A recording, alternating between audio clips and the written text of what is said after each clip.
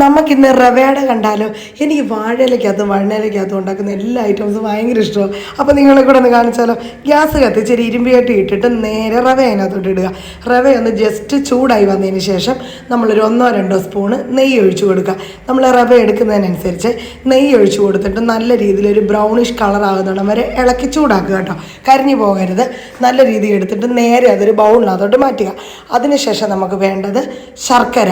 ഞാൻ വാഴയിലക്കകത്ത് ഉണ്ടാക്കുന്നതുകൊണ്ട് എല്ലാം ഇന്നങ്ങ് വാഴയിലക്കകത്ത് ഇട്ട് ശർക്കര ഇട്ടതിന് ശേഷം നമ്മുടെ തേങ്ങയും കൂടി ഇട്ടിട്ട് റോബസ്റ്റി പഴം കേട്ടോ. നിങ്ങളുടെ ഏതാണോ പഴമുള്ളത് നല്ല മധുരമുള്ള പഴം മാക്സിമം എടുക്കണം. അതിട്ട് നല്ല രീതിയിൽ മിക്സ് ആക്കണം.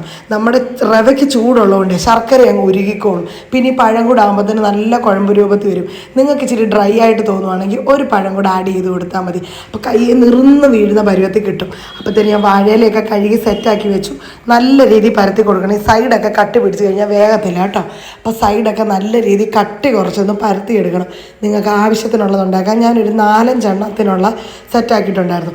അങ്ങനെ നല്ല രീതിയിൽ തേച്ച് പിടിപ്പിച്ചിട്ട് നമുക്ക് ഇഡലിക്കുട്ടകത്തിനകത്ത് വേണം ആവിയിൽ വേണം നമുക്കിത് വേവിക്കാം. ആവി പിടിക്കാനെന്ന് അപ്പം നേരെ അത് വാഴയിലൊക്കെ എടുത്ത് ഞാൻ നേരെ ഇഡലിക്കുട്ടകത്ത് വെച്ചു. ഒരു 10 മിനിറ്റ് കൊണ്ട് നമുക്ക് സംഭവം സെറ്റായി കിട്ടും. ഇതങ്ങോട്ട് തുറക്കുമ്പോൾ ഒരു മണമുണ്ട്. എൻ്റെ പൊന്നോ, വാഴയിലപ്രാന്നുള്ളവർക്ക് അത് മനസ്സിലാകും. എന്നെ ഒരു മണമാണെന്നറിയാം. എൻ്റെ പൊന്ന്, ഈ വൈകുന്നേരം നമുക്ക് കാപ്പിയുടെ കൂടെ കഴിക്കാൻ സൂപ്പർ സാധനം എന്ന് വെച്ച് കഴിഞ്ഞാൽ നല്ല സോഫ്റ്റാണ്. പിള്ളേരൊക്കെ സ്കൂൾ വിട്ട് വരുമ്പോൾ നമുക്ക് ഉണ്ടാക്കി കൊടുക്കാം കേട്ടോ. പിള്ളേർക്ക് മാത്രമല്ല വലിയവർക്കും കഴിക്കാം. സൂപ്പർ സാധനം. ഈ രീതി നിങ്ങൾ എന്തായാലും ഒന്ന് ട്രൈ ചെയ്യണേ. പൊളിയാണ്. അപ്പോൾ ഓക്കെ, ബൈ ബൈ.